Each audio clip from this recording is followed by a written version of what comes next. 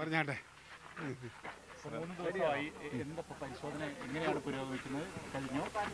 കഴിഞ്ഞില്ല. നമ്മൾ 3 ദിവസമായിട്ട് ഈ പ്രദേശത്തുണ്ട്. ഓരോ കാര്യങ്ങളും സൂക്ഷ്മമായിട്ട് നോക്കിക്കൊണ്ടിരിക്കുകയാണ്.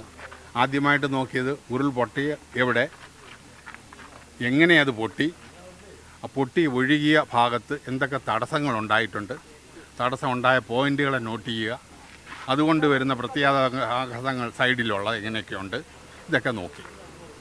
ഇന്ന് ഇത് കൂടാതെ ഏതൊക്കെ ഭാഗം വരെ പുഴ ഒഴുകി മെറ്റീരിയൽ കൊണ്ടിട്ടു, അപ്പോൾ അങ്ങനെ നോക്കുവാണെങ്കിൽ എത്രയാണ് സേഫ് ഏരിയ, എത്രയാണ് അൺസേഫ് ഏരിയ, ഇതും കൂടെ ഒന്ന് നോക്കേണ്ടി വന്നു.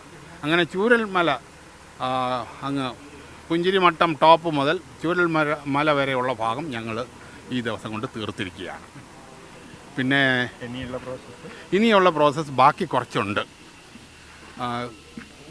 ഒരു പക്ഷേ ഞങ്ങളൊന്ന് പോയി ഈ മെറ്റീരിയലൊക്കെ ഒന്ന് പ്ലോട്ട് ചെയ്ത് നോക്കിയിട്ട് ഒരു സ്റ്റേജിൽ ഞങ്ങൾ വീണ്ടും തിരിച്ചു വരും. കുറച്ചും കൂടെ ചില കാര്യങ്ങളൊന്നും കൂടെ ചെക്ക് ചെയ്യാനായിട്ടുണ്ട്, അതിനുവേണ്ടി തിരിച്ചു വരും. ആ ഒരു സ്ഥിതിയിലാണ് ഇപ്പോൾ ഞങ്ങളുടെ ഇതുള്ളത്. ഇന്നല്ല പോകും, നാളെ പോകും. നാളെ ഞാൻ കുറച്ച് ജോലിയും കൂടെ ഉണ്ട്, അതും കൂടെ തീർത്തിട്ട് നാളെ ഒരു ഉച്ചയോടുകൂടി ഞങ്ങൾ ഇവിടെ തിരിച്ചു. പ്രാഥമികമായ ഫൈൻഡിങ്സ് എന്താണ് പറയാനുള്ള കാര്യങ്ങൾ? പ്രാഥമികമായിട്ടുള്ള ഫൈൻഡിങ്സ് എന്ന് പറഞ്ഞാൽ ഇത് ഉരുൾപൊട്ടൽ പെർ സേ ഒരു വലിയ സംഭവമല്ല. എന്നാൽ സാമാന്യം നല്ല രീതിയിൽ ഒരു മലയുടെ ഒരു ഭാഗത്തു നിന്നുള്ള മണ്ണും കല്ലും വെള്ളവും ചേർന്ന് ഒഴുകി താഴേക്ക് വന്നിട്ടുണ്ട്. ഈ ഒരു പ്രദേശത്ത് 1984-ലും 2019 ചെറിയ തോതിലും 20 അല്പം മോഡറേറ്റ് തോതിലും ഉണ്ടായിട്ടുണ്ട്. ചില്ലറ നാശനഷ്ടങ്ങളും ഇവിടെ ഉണ്ടായിട്ടുണ്ട്. ഇവിടുത്തെ ആൾക്കാർക്ക് ഇതിനെക്കുറിച്ച് ഏകദേശം ഒരു ധാരണയുമുണ്ട്. ആ ഒരു സ്ഥിതിക്ക് ഇപ്പോൾ വന്ന സംഭവം എന്ന് പറഞ്ഞാൽ ഇപ്പോൾ ഒരു വലിയ മേഖലയിൽ നിന്ന് ആണ് സംഭവം വന്നിരിക്കുന്നത്. ഇതിന് മുൻപുള്ളതിനേക്കാളുള്ള പ്രത്യേകത എന്താണെന്ന് പറഞ്ഞാൽ 2 ദിവസം കൊണ്ട് ഏകദേശം 570 മില്ലിമീറ്റർ അധികം മഴയാണ് പെയ്തിരിക്കുന്നത്. ഇതൊരു അസാധാരണ സംഭവമാണ്. സാധാരണ ഈ പ്രദേശത്ത് ഒരു ദിവസം 150-160 മില്ലിമീറ്റർ മഴയാണോ നമ്മൾ അതിശക്ത മഴയായിട്ട് പെയ്യുന്നത്. 2 ദിവസം മുമ്പേ ഒരു ശക്തമായ മഴ പെയ്തത് 130-ലും താഴെയായിരുന്നു. ഇങ്ങനെ ജലപൂരിതാവസ്ഥയിൽ അതിശക്തമായ മഴ പെയ്യുകയാണെങ്കിൽ ആണ് ഉരുൾ പൊട്ടുന്നത്. പ്രത്യേകിച്ച് ചരിവ് കൂടിയതും മണ്ണ് ശേഖരിച്ച് നിൽക്കുന്നതുമായ പ്രദേശത്ത് അതാണ് ഇവിടെ സംഭവിച്ചിരിക്കുന്നത്. പക്ഷേ അഡീഷണലായിട്ട് ഇത്രയും ഒരു വലിയൊരു ഉരുൾപൊട്ടൽ ഏതാണ്ട് 8-ൽ കൂടുതലും കിലോമീറ്റർ ദൂരത്തിൽ സഞ്ചരിക്കണമെങ്കിൽ ഇതിന് അഡീഷണലായിട്ട് എന്തോ ഒരു പ്രേരക ശക്തിയും കൂടെ ഉണ്ടായിരിക്കണം. അതിൽ ഞങ്ങളുടെ പ്രാഥമിക നിഗമനം എന്താണെന്ന് പറഞ്ഞാൽ ഇത് ഉരുൾ പൊട്ടിയ ഫോറസ്റ്റ് ഏരിയയിലായിരുന്നു. ഫോറസ്റ്റ് ഏരിയയിൽ നല്ല തോതിലുള്ള മരങ്ങളും ചെടികളും എല്ലാം ഉണ്ട്. ഇപ്പം താഴോട്ട് വന്നത് പാറക്കഷ്ണങ്ങളും മണ്ണും മാത്രമല്ല, നല്ല തോതിലുള്ള മരങ്ങളും എല്ലാം ഉണ്ടായിരുന്നു. അപ്പം ഇത് ഒഴുകി വരുമ്പം ഈ പുഴയുടെ വീതി കുറഞ്ഞ ഗോർജ് പോലുള്ള സ്ഥലം, സീതമ്മക്കുണ്ട് വെള്ളച്ചാട്ടമുള്ള അതേപോലുള്ള സ്ഥലങ്ങളിൽ ഇത് അടിഞ്ഞ് ഒരു താൽക്കാലിക ഡാം പോലെ, ടെമ്പററി ഡാം പോലെ ആകും. അപ്പം വെള്ളം ഇങ്ങനെ ശേഖരിച്ച് വന്ന് വളരെ പൊക്കത്തിൽ അത് വന്നു കഴിഞ്ഞ് ഇത് പിന്നെ അത് പൊട്ടുമ്പോൾ ഇതിന് ഒഴുകാനുള്ള വലിയൊരു ശക്തിയാണ് അന്നേരം അവിടെ കൊടുക്കുന്നത്. അങ്ങനെ ഈ ശക്തിയോടുകൂടി താഴോട്ട് ഒഴുകിയാണ് ഇരുവശത്തുമുള്ള മെറ്റീരിയൽ മണ്ണും കല്ലും പോയി കൂട്ടത്തിൽ വീടുകളും അതിലുള്ള താമസിക്കുന്നവരും പോയിരിക്കുന്നത്. ഇതാണ് നമുക്കൊരു മഹാദുരന്തമായിട്ട് സംഭവിക്കാനുള്ള കാരണം. അതെ. ആക്ച്വലി എൻ്റെ നോട്ടത്തിൽ സാധാരണ ഉരുൾ പൊട്ടുമ്പോൾ ഒറ്റയടിക്ക് അങ്ങ് പൊട്ടും. പിന്നെ രണ്ടാമത് പൊട്ടുന്നതൊക്കെ മിതമായ തോതിലൊക്കെ ആകൂ. ഒറ്റപ്പൊട്ടായിരിക്കും സംഭവിച്ചിരിക്കുന്നത്. നമുക്ക് ഒറ്റപ്പൊട്ടലല്ല, 4 പ്രാവശ്യം പൊട്ടിയിട്ടുണ്ട്. തലേദിവസം വൈകുന്നേരമായിട്ടും അവർ പറയുന്നതിന് നമ്മൾ ഖണ്ഡിക്കുന്നില്ല. 4 തവണയായിട്ട് അവർക്ക് ഉരുൾപൊട്ടൽ അവർക്ക് അനുഭവപ്പെട്ടു. അതിൻ്റെ മെയിൻ കാരണം പ്രധാനപ്പെട്ടത് പാതിരാത്രിയോടുകൂടി 1 മണിക്കൂറിന് ശേഷം പിന്നെ ഏതാണ്ട് ഈ 3 എണ്ണവും ഏതാണ്ട് ഒരു ഇവൻറ്റിൻ്റെയാണ്. ഇദ്ദേഹം പറഞ്ഞ ആദ്യമുള്ളത് ഒരു പക്ഷേ ചെറുതായിരിക്കും, മുമ്പേ ഉള്ളതായിരിക്കും. ഇതിൻ്റെ കാര്യമാണ് ഞാൻ പറഞ്ഞത്. എന്തോ ആയാലും ഇത്രയും ഉയർന്ന പ്രദേശത്ത് നിന്ന് വെള്ളം മാത്രം ഒഴുകി വരുമെങ്കിൽ ഇത്രയും ശക്തി ഉണ്ടാകത്തില്ല. ഈ ചാനലിനകത്ത് നിൽക്കേണ്ടതാണ്. കാരണം ഇത് കാലാകാലങ്ങളിൽ പ്രകൃതി നമുക്കുണ്ടാക്കി തന്ന ഒരു ചാലാണ്. ഇപ്പോഴും പ്രകൃതി ഇതിൽ ചില്ലറ മാറ്റങ്ങൾ വന്നതെന്ന് പറഞ്ഞാൽ നമ്മൾ കാലാവസ്ഥാ വ്യതിയാനം എന്നും മറ്റുമൊക്കെ പറയുന്നുണ്ട്. അപ്പം നമ്മുടെ മഴയുടെ രീതിയിൽ വയനാടിൻ്റെ പ്രത്യേകിച്ചുള്ള അതേപോലെ ഇടുക്കി ജില്ലയുടെ മഴ രീതിയിൽ ചില്ലറ മാറ്റം വന്നിട്ടുണ്ട്. നമുക്ക് ഏറെ നേരം നിന്ന് ചെയ്യുന്ന മഴയ്ക്ക് പകരം അതിശക്തമായ ചെറിയ മേഘസ്ഫോടനം പോലുള്ളൊരു മഴയാണ് ഇപ്പം കാണുന്നതെന്നാണ് ഡാറ്റ കാണിക്കുന്നത്. അങ്ങനെ വരുമ്പോൾ ഇത്രയും ഒരു ചെറു പ്രദേശത്ത് ശക്തമായ തോതിലുള്ള വെള്ളം വന്നു ചേരും. ആ ചേരുന്ന വെള്ളം താഴോട്ട് തള്ളുമ്പോൾ ഈ കല്ലും മണ്ണും മരവും വന്ന് കുറുക്കെ ഡാം പോലെ നിന്ന് കഴിഞ്ഞാൽ അതിനെ തട്ടി പോകാനായിട്ടൊരു ചെറിയൊരു ഗ്യാപ്പ് വേണം. പക്ഷേ ഗ്യാപ്പ് വന്നു കഴിഞ്ഞാൽ അതിശക്തമായിട്ടുള്ള ഈ പൊട്ടൻഷ്യൽ എനർജി അത് കൈനറ്റിക് എനർജി ആയിട്ട് ട്രാൻസ്ലേറ്റ് ചെയ്ത് അത് താഴോട്ട് പോരും. അങ്ങനെയാണ് ഇവിടെ സംഭവിച്ചിട്ടുള്ളത്. അതുപോലെ നേരത്തെ ഉണ്ടായ ഉരുൾപൊട്ടലിന്റെ അവശിഷ്ടങ്ങൾ കൂടി ഈ ഇതിന്റെ ഭാഗമായിട്ട് താഴോട്ട് വന്നു എന്നുള്ള നിഗമനം ഉണ്ടോ? നേരത്തെ ഉള്ള ഉരുൾപൊട്ടലിൻ്റെ അവശിഷ്ടം മാത്രമല്ല, അതിന് മുന്നേ തന്നെ പുഴയുടെ അടിഭാഗത്ത് ശേഖരിച്ച് വെച്ചിരുന്ന വൻ കല്ലുകൾ ഉൾപ്പെടെ ഈ ഒരു ഉരുൾപൊട്ടലിൽ താഴോട്ട് വന്നിട്ടുണ്ട്. പക്ഷേ അത് ഏറ്റവും മുകളിലുള്ള താഴെ വന്നെന്നല്ല, ഇതൊരു എന്താ സ്നോ ബോളിങ് ഇഫക്റ്റ്. ഇവിടെ ഉള്ളത് ഒരു 50 മീറ്റർ താഴോട്ട് പോയി, താഴെ 50 മീറ്ററുള്ള വീണ്ടും ഒരു 50 മീറ്റർ താഴോട്ട് പോയി, അങ്ങനെ ഒരു ഉരുണ്ട് വരുന്ന ഒരു പ്രക്രിയയായിട്ടാണ് കണ്ടിട്ടുള്ളത്. ഇവിടെ സേഫാണോ? അതിൽ പരിശോധനയിൽ എന്താ തോന്നിയത്? എന്തോ ഇനി എന്തെങ്കിലും സേഫായിട്ടുള്ള ഏരിയകൾ കുറേ ഉണ്ട്. അത് ഞങ്ങളത് ഡിമാർക്കേറ്റ് ചെയ്ത് സർക്കാരിന് സമർപ്പിക്കുന്നതാണ്.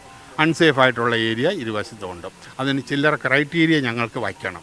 ഞങ്ങളിപ്പോൾ ഓരോ പ്രദേശത്തിൻ്റെയും പ്രത്യേകതകൾ ഞങ്ങൾ ഡോക്യുമെൻ്റ് ചെയ്ത് കൊണ്ടുപോവുകയാണ്. ഇത് വെച്ചിട്ട് നമ്മളുടെ ആ ക്രൈറ്റീരിയ വെച്ചിട്ട് നോക്കി ഏതാണ് സേഫ് ഏതാണ് അൺസേഫ് എന്നുള്ളതിൻ്റെ ഇത് വരച്ച് അതിൻ്റെ കാര്യങ്ങൾ കാണിച്ചുകൊണ്ട് ഡിസ്റ്റൻസ് കാണിച്ചുകൊണ്ട് സർക്കാരിൻ്റെ സമർപ്പിക്കും. ഒരു കാര്യം കൂടി, പുഞ്ചിരിമട്ടത്ത് അവിടെ ഒരുപാട് വീടുകൾ പോകാത്തതുണ്ട്, അവിടെ താമസിക്കാനാവുമെന്ന് നാട്ടുകാർ ചോദിക്കുന്നുണ്ട്. അതിലൊരു പ്രാഥമികമായ വിലയിരുത്തൽ സാറിൻ്റെ?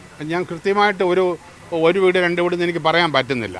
പക്ഷെ പുഞ്ചിരിമട്ടത്തിൻ്റെ ആ വീടുകൾ ഇരിക്കുന്ന ഭാഗം, പുഴയോട് ചേർന്ന ഭാഗം, അത് ആപൽക്കരമായ സ്ഥിതിയാണ്. അവിടെ ഇനി ഒരു വീട് അവിടെ നിപ്പുണ്ട്, അതിനകത്ത് താമസിക്കണമെന്ന് പറഞ്ഞാൽ അത് താമസിക്കാതിരിക്കുന്നതായിരിക്കും ദീർഘകാല ചിന്തയിൽ നല്ലത്. ഇപ്പം താൽക്കാലികമായിട്ട് വലിയ കുഴപ്പമില്ലായിരിക്കും. മാത്രമല്ല, ഇതെൻ്റെ വ്യക്തിപരമായ അഭിപ്രായമാണ്, ഒരു പ്രദേശത്ത് ശക്തമായ ഒരു ഉരുൾ പൊട്ടിക്കഴിഞ്ഞാൽ ഇമ്മീഡിയറ്റ്ലി ഉടനെ ഒരു വലിയ ഉരുൾപൊട്ടൽ നമ്മൾ പ്രതീക്ഷിക്കുന്നില്ല. കുറച്ച് നാൾ കഴിഞ്ഞാലേ ഉള്ളൂ. കാരണം എന്താണെന്ന് പറഞ്ഞാൽ ഈ വാലിക്ക്, ഈ പുഴയോട് ചേർന്നുള്ള അതിൽ മേളിൽ നിന്നുള്ള മണ്ണെല്ലാം വന്ന് ശേഖരിച്ച് അടിഞ്ഞൊരു പൊക്കം വരണം. ഇപ്പോൾ ഉള്ളതെല്ലാം പോയി, ഇനി പൊക്കം വരാനായിട്ട് ഇനി സമയമെടുക്കും. ആ സമയം വരെ നമുക്കൊരു ബഫർ ടൈമുണ്ട്. പക്ഷേ ഇത് പ്രകൃതിയുടെ ഒരു പ്രക്രിയയാണ്, എന്തായാലും ഉണ്ടാകും. എല്ലാ പുഴകളും അപ്വേർഡ് മൈഗ്രേഷൻ എന്ന് പറഞ്ഞൊരിതുണ്ട്. താഴെ നിന്ന് മുകളിലോട്ട് അതിൻ്റെ വീതി കൂടി വരുന്ന ഒരു പ്രക്രിയയുണ്ട്. നമുക്കറിയാം ഈ പുഴയും അതേപോലെ ഇപ്പോൾ ഉള്ള വീതിയും മുൻപുള്ള വീതി ഇവിടെ നാട്ടുകാർക്ക് തന്നെ അറിയാം. മുമ്പുള്ള വീതിയും തമ്മിലുള്ള വ്യത്യാസം എന്തുകൊണ്ടെന്ന്. ഇപ്പം വീതി കൂടിയിരിക്കുകയാണ്. അപ്പം നമുക്ക് ഈ ഇംഗ്ലീഷിൽ പറയുമ്പോൾ റൂം ഫോർ റിവർന്ന്, പുഴയ്ക്ക് അവകാശപ്പെട്ട അതിൻ്റെ സ്ഥലം അനുവദിക്കണം. അത് വലുതായെങ്കിൽ ആ വലുതായ സ്ഥലം അതിനെ അനുവദിച്ച് അത് അതിലേക്കൂടെ ഒഴുകിക്കോട്ടെ. ബാക്കി സ്ഥലമേ നമുക്ക് അവകാശപ്പെട്ടതുള്ളൂ എന്ന് നമ്മൾ മനസ്സിലാക്കേണ്ടത്. ഇവിടെ ഈ ചൂരൽമലയിൽ താമസിക്കണം, ചൂരൽമലയിൽ ഈ സ്ഥലങ്ങളിലൊക്കെ താമസിക്കുന്നത് അതാണ് പറയുന്നത്. എവിടെയാണ് സേഫ് എവിടെയാണ് അൺസേഫ് എന്നുള്ളതിൻ്റെ ഒരു ബൗണ്ടറി ഉണ്ടല്ലോ, ആ ബൗണ്ടറി വരച്ച് കൊടുക്കുന്നതാണ്.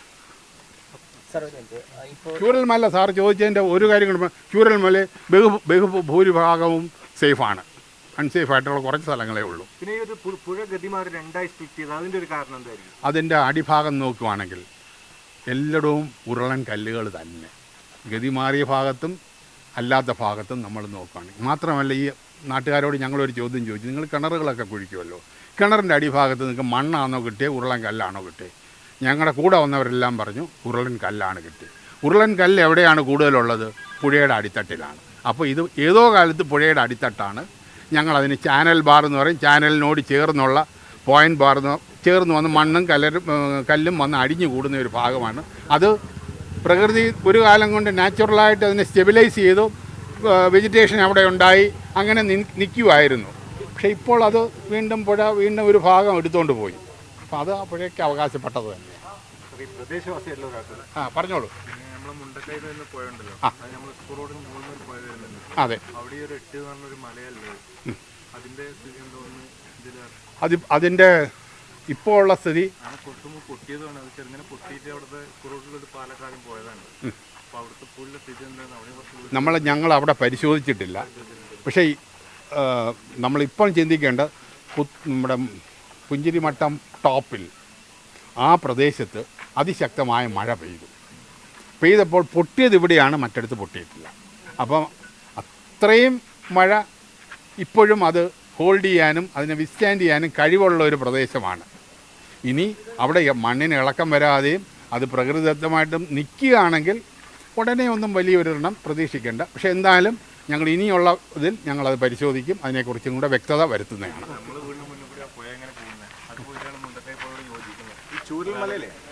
അതുപോലെ ഇവിടെ ഇനി കൺസ്ട്രക്ഷൻ്റെ കാര്യം അതൊരു നയപരമായിട്ടുള്ള തീരുമാനമാണ് എടുക്കേണ്ടത്. സേഫും അൺസേഫുമായിട്ട് ഞങ്ങൾ മാർക്ക് ചെയ്ത് കൊടുക്കും. കൺസ്ട്രക്ഷൻ വേണമെന്നോ വേണ്ടയോ, അതോ ഇനി ഈ സേഫ്റ്റി ഇനി എന്ത് സേഫ്റ്റിയാണ് എടുക്കേണ്ടതെന്നും കൂടെ പറയും. അപ്പോൾ അതിനെ ഓവർകം ചെയ്യാനുള്ള മോഡേൺ ടെക്നോളജികളുണ്ട്. അത് വെച്ച് ചിലപ്പം കോസ്റ്റ്ലി ആയിട്ടുള്ളൊരു കൺസ്ട്രക്ഷൻ ആയിരിക്കും വേണ്ടി വരുന്നത്. എങ്ങനെയാണെന്നുള്ളത് നയപരമായിട്ടുള്ളൊരു തീരുമാനമാണ്. അത് നമുക്ക് പോളിസി ലെവലിൽ എടുക്കേണ്ടതാണ്. സാർ, മറ്റൊരു കാര്യം, ഇവിടുന്ന് ഒരു 20 കിലോമീറ്റർ അപ്പുറത്ത് വാളത്തൂർ എന്ന് പറയുന്ന പ്രദേശമുണ്ട്. അവിടെ ഒരു കരിങ്കൽ കോറിക്ക് ഇപ്പോൾ ഒരു അനുമതി കിട്ടിയിട്ടുണ്ട്. അപ്പോൾ അവിടെ അത്തരത്തിൽ കോറി തുടങ്ങുകയാണെങ്കിൽ ഈ പ്രദേശത്ത് എങ്ങനെയാണ് ബാധിക്കും? സാധാരണ കരിങ്കൽ ക്വാറിയിൽ പണ്ട് കാലത്ത് നിയന്ത്രണമില്ലാതെ പൊട്ടിക്കുമായിരുന്നു. കുഴിയുടെ സൈസ് വലുതും ഒരു കുഴിയിൽ നിറയ്ക്കുന്ന ചാർജ് പെർ ഹോൾ എന്നാണ് അതിൻ്റെ പേര്, നിറയ്ക്കുന്നതിനും വലിയ തോതിൽ. അപ്പം വലിയ വെടി പൊട്ടി ഭയങ്കര വൈബ്രേഷൻ ഉണ്ടാകും. ഇപ്പം അങ്ങനെയുള്ളതെല്ലാം അനുവദിക്കുന്നില്ല. ഒരു സ്ഥലത്ത് കുഴിക്കാനായിട്ടുള്ള ഡ്രിൽ റോഡിൻ്റെ നീളം 1.2 മീറ്റേഴ്സാണ്. അതിൽ അല്പം കൂടെ കൂടിയൊരു ഡ്രിൽ റോഡ് അവിടെ ഉണ്ടെങ്കിൽ ആ ക്വാറി അടച്ചു പൂട്ടുന്നത് മാത്രമല്ല അയാൾക്ക് പണിഷ്മെൻറ്റും കൊടുക്കുന്നതാണ്. രണ്ടാമത്, ഹോളിൻ്റെ വ്യാസം 32 മില്ലിമീറ്റേഴ്സേ പറ്റുള്ളൂ, അതിൽ കൂടുതൽ ഇടാൻ പാടില്ല. ചാർജ് പെർ ഹോൾ, ഒരു ഹോളിൽ ഇടുന്ന കരിമരുന്നും മറ്റുമൊക്കെ വാട്ടർ ബ്ലാസ്റ്റിംഗ് മെറ്റീരിയൽ എന്ന് പറയുന്ന അതിനും നിയന്ത്രണമുണ്ട്. ഇത് വച്ചിട്ട് ഇപ്പം പ്ലാൻ ചെയ്തിട്ടാണ് ചെയ്യുന്നത്. അപ്പം ഡിലേ ഡിറ്റനേഷൻ, നോൺ ഇലക്ട്രിക്കൽ ഇങ്ങനെയൊക്കെയുള്ള പുതിയ സംവിധാനം വെച്ച് പൊട്ടിക്കുമ്പോൾ സാധാരണ രീതിയിൽ അനുവദനീയമായ ലെവൽ വരെ ഇതിൻ്റെ ഗ്രൗണ്ട് വൈബ്രേഷൻ പോകുന്നത് 60 മുതൽ 70 മീറ്റർ വരെയുള്ളൂ. അതും ഉപകരണങ്ങൾക്കേ അത് ഇത് ചെയ്യാനൊക്കും. മനുഷ്യൻ കൈവച്ച് നമ്മൾ ചെവി വെച്ച് നോക്കിയാൽ നമുക്ക് ഫീൽ ചെയ്യാം. ഇത് 250 മീറ്റർ കഴിഞ്ഞാൽ ആ വൈബ്രേഷൻ മൊത്തമായിട്ട് തന്നെ അറ്റൻയൂട്ട് ചെയ്യും. അതുകൊണ്ട് 20 കിലോമീറ്റർ അകലെയുള്ള ഒരു ക്വാറി ഇവിടെ തീരുന്നത് അത് വിശ്വസനീയമല്ല. ഒന്നും ചെയ്യത്തില്ല. 20 കിലോമീറ്റർ അകലെയുള്ള ക്വാറിക്ക് ഇവിടെ ഇഫക്റ്റ് ചെയ്യാൻ ഒക്കത്തില്ല. As simple as that.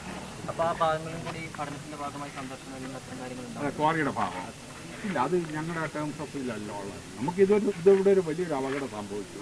ആ സംഭവമായിട്ട് ഇവിടുത്തെ ആൾക്കാർ പകച്ചു നിൽക്കുകയാണ്. നമുക്ക് അവർക്ക് കോൺഫിഡൻസ് ഏതാണ് നല്ല സ്ഥലം, ഏതാണ് മോശപ്പെട്ടത് അവരെ പറഞ്ഞു അവർക്ക് തിരിച്ചു പോകാനായിട്ടുള്ള അവസരം ഓരോ സ്ഥലവും തിരിച്ചു പോകാം. നോർമൽ ബിസിനസ് അവരുടെ ഇവിടെ സ്ഥാപിച്ച് അവർ നോർമൽ ലൈഫിലേക്ക് വരും. നമ്മളിതേപോലെ തരത്തിലൂടെ നമ്മളും തിരിച്ചു അങ്ങനെ ഒരു സാഹചര്യം നമ്മൾ ഉണ്ടാക്കി കൊടുക്കും. ഞങ്ങളുടെ റിപ്പോർട്ട് ഇപ്പം പ്രാഥമികമായിട്ടുള്ള റിപ്പോർട്ടിന് 10 days ഞങ്ങൾ കൊടുക്കും. Okay, thank you.